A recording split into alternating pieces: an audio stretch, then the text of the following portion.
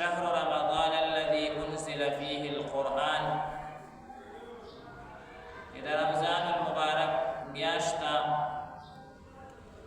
هغه دومره عظیمه او لویه میاشتا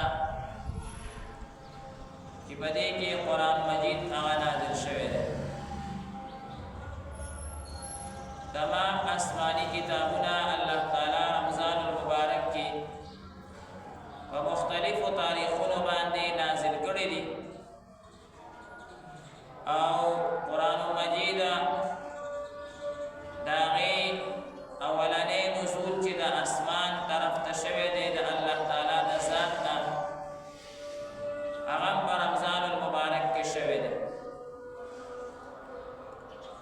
گویا د رمضان او د قرآن مجید په خپل میاشت کې یو ډېر لوی مناسبت دی. د دې وجه نه احادیث مبارکو کې راځي چې نبی کریم صلی الله علیه وسلم با په رمضان کې قرآن مجید هغه ډېر زیات تلاوت کولو د دې دور به کولو او دغه شانتې صحابه کرام تابعین او اکابر د امت چې څومره پاتې شوي دي هغه ټولو د قرآن مجید تلاوت په رمضان مبارک کې هغه ډېر زیات کړی دی. لکه مشهور بزرګ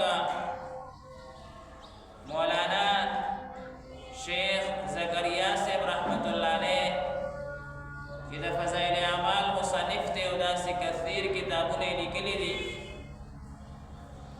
هغوی به روزانه د قرآن مجید تلاوت کولو یو قرآن مجید تلاوت 30 پارې تلاوت دا د مولانا شیخ زکریا صاحب رحمت الله علیه نه هغه ثابت دي. داسې امام ابو حنیفه صاحب رحمت الله علیه ای به یو ختم د شپې کولو یو ختم د ورځې او یو به تراویحو کې هغه تلاوت کولو. یو شپېته ختمونه د امام ابو حنیفه صاحب رحمت الله علیه نه نقل راغلي دي. امام شافعي صاحب رحمت الله علیه چې دا هم ډېر لوی امام دی او لوی مجتهد او بزرګ دی هغه نه هم یو شپېته ختمونه هغه راغلي دي. داسې ډېر زیات د تلاوت تذکره زمونږ د مشایخو او اسلافو نه راغلي ده بلکې مشایخو بزرګانو دې میاشت شهر القرآن نوم ایښی دی چې دا میاشت د قرآن ده د قرآن مجید سره ډېر زیات مناسبت او ربط او تعلق دی او عام طور سره په تراویحو کې او عام په ناظره او په حفظ سړي او زنانه ټول په دې میاشت کې د تلاوت کثرت طرف ته هغه متوجه کېږي. نو د قرآن مجید او د رمضان ډېر زیات مناسبت دی.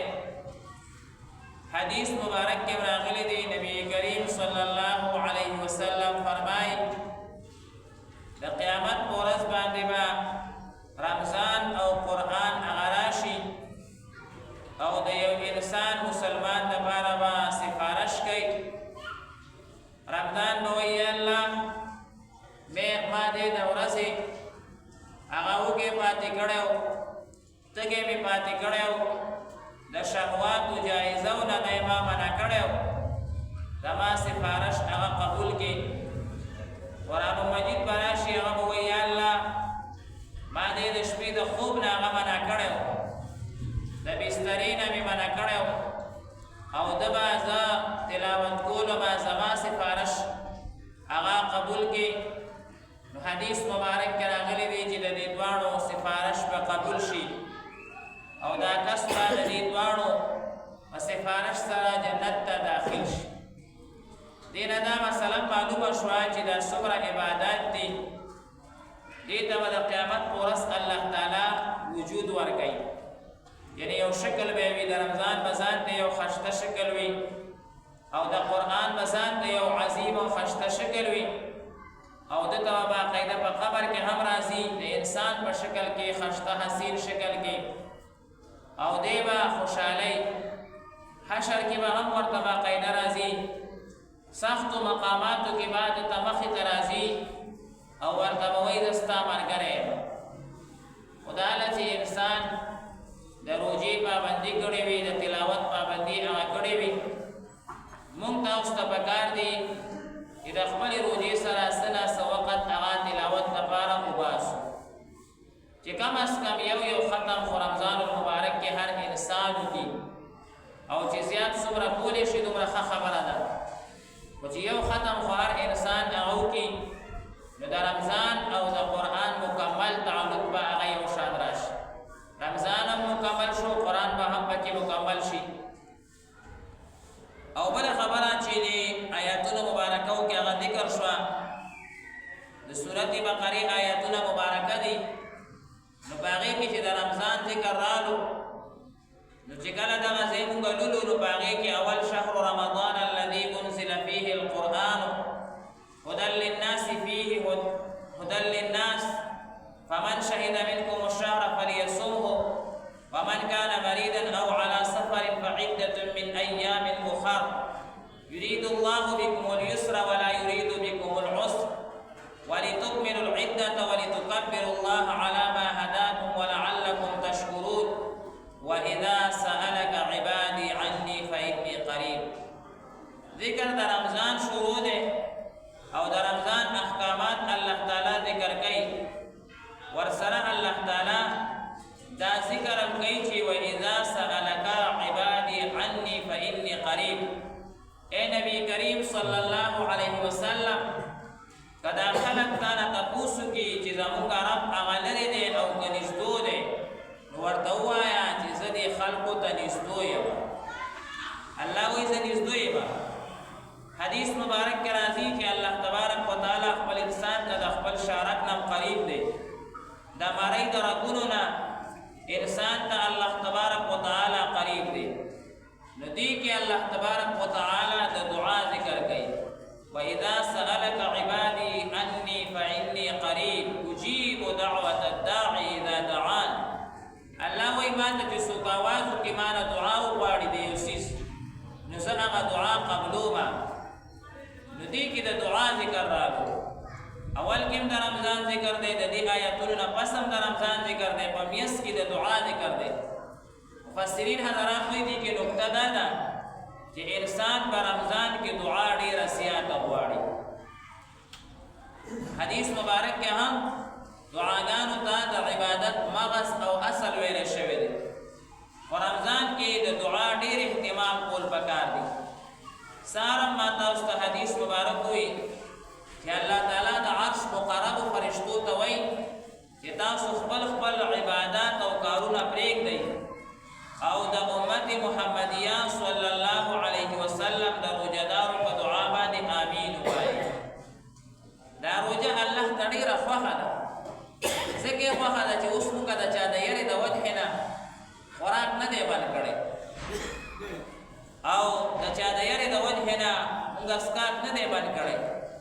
موږ به د چا نه ویریږو او کم ځای کې به ویریږو، او څومره وخت به یو کس زموږ په سر باندې ټوپک او تماچې کې وي چې خوراک او څښاک مه کوه، لیټرین ته به ځو، ضرورت به راځي هلته به یو ګیلاس اوبه وڅښو.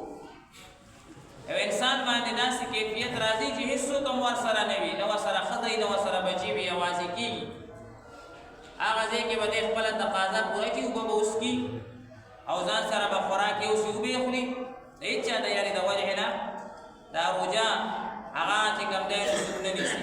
دا صرف د الله د یارې، صرف د الله یاره ده.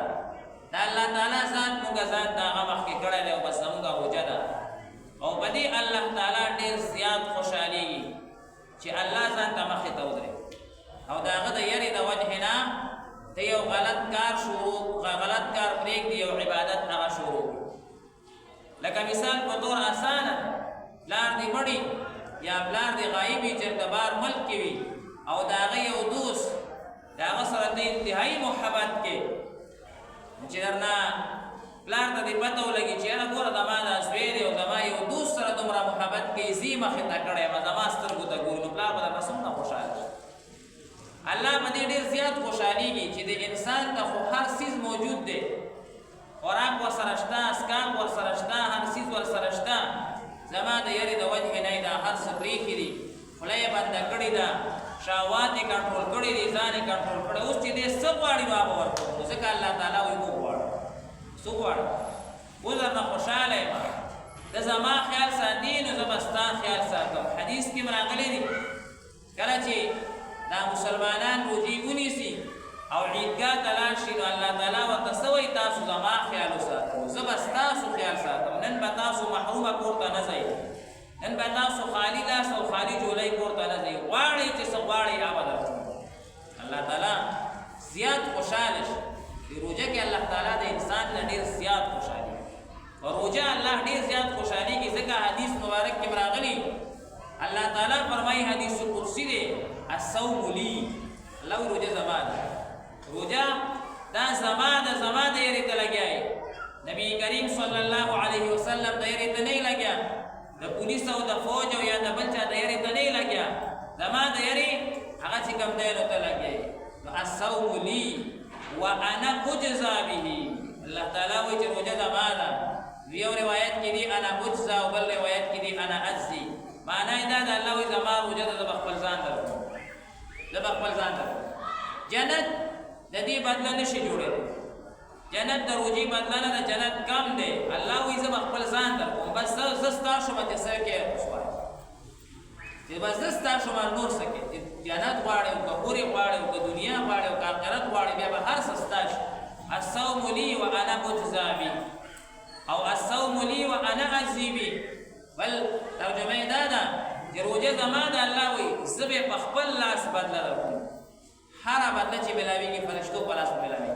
د روژې بدله دا به الله تعالی د مشر دی الله قبر نور ډک کړي. شیخ سمیع الحق صاحب شهید رحمت الله علیه د اختر ورځ باندې به تقریر کوي، الله به دې فرشتو ته وایي اخوا شئ، غلمانو قرآنو ته به وایي اخوا شئ، لرې شئ زما د بنده د مخې نه، ما ته یې راپرېږدئ، زه ورته خپله بدلوم. الله وایي زه خپله بدلوم.